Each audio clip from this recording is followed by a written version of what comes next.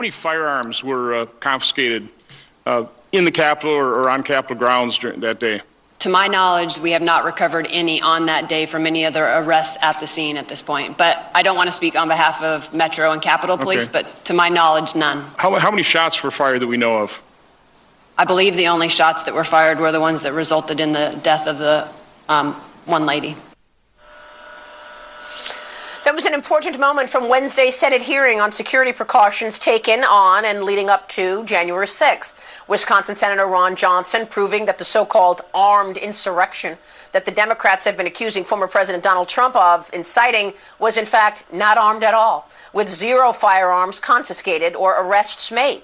Florida Congressman Matt Gaetz believes the Democrats are politicizing the Capitol attack as part of a bigger power grab. He joins me now. Congressman, it's wonderful to have you this weekend. Thanks for being here. Your reaction to what you heard, and where are we on this story? Well, in the 90s, we had The Hunt for Red October as a popular Sean Connery movie. Now we have The Hunt for the Red MAGA Hat, with the FBI using every opportunity to try to delegitimize a movement that really exposed them. Your interview earlier with John Ratcliffe was particularly telling because it cut right to the bone. Members of Congress exposed the FBI and the Department of Justice for hiding evidence during the Russia hoax, for changing evidence before a secret court. And remember, these weren't just political appointees. You had the supposed career officials who are above reproach who ended up being involved in these improper actions. And so now you have what Senator Mike Lee has called an intolerable encroachment on the separation of powers, with the FBI seizing phone records. And the New York Times just recently had to sheepishly report that there were no communications between members of Congress and any of the people who breached the Capitol, but that has not stopped the FBI from doing everything they can to try to target those who don't agree with their politics and who have exposed their own lies and corruption. This is just extraordinary, and it all fits in with the show that we have been given of the 7-foot fences and the barbed wire around the Capitol. That's the point. Continue to spread this narrative that Donald Trump and any of his supporters are insurrectionists. Now, you just said something very important, that you believe they are using this to get data and information and cell phones from lawmakers. What can you tell us? The FBI used a geofencing tool to be able to strip data out of a particular location during the Capitol breach.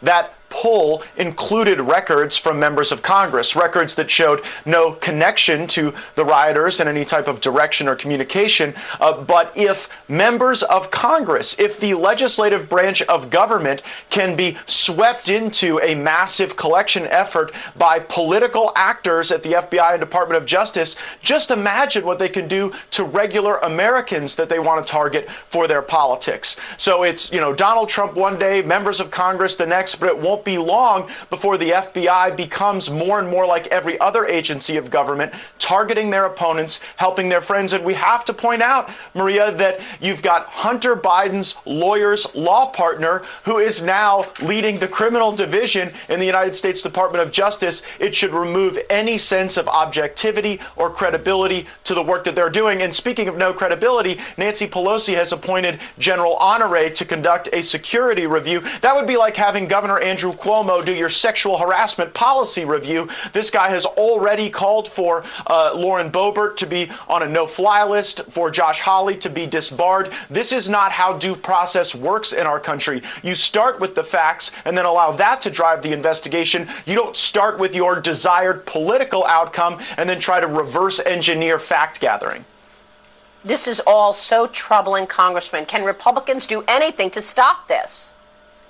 Well, we have very limited power in Washington, D.C. now to stop these investigations that Speaker Pelosi has the ability to initiate, that the Biden politicized, corrupt Justice Department has the ability to initiate. And so what we have to do is go out and tell the American people that these exercises have no credibility. They are not about law enforcement. They are not about some upcoming renewed attack on the Capitol. Remember when we were told that March 4th would be this cataclysmic, apocalyptic day, and it turned out to be nothing? but they are trying to create a constructed threat to justify the continued occupation of our capital city. Because if you want to replace America, if you want to do away with America, you would want to reduce the beautiful splendor of our capital and our country and our republic. And that is the slow march to socialism and communism that this Democratic Party is taking us down. And all the while, China is rising. The Chinese Communist Party just did their 5-year plan the other day, and their catch line is Asia is rising, the West is declining. This is the propaganda that they're selling, and it sounds awfully like what you're hearing from the Democrats. Look, President Biden is nearly halfway through his first 100 days. He has yet to hold a press conference. He has yet to take questions. He said he wanted to take questions the other night. They turned the lights out on him. And then you've got Vice President Kamala Harris meeting with international leaders, Benjamin Netanyahu, Macron, all of these leaders that she's doing these meetings. What is going on? Are we getting ready for some kind of a transition? You have to wonder whether or not the transition to Harris has already begun.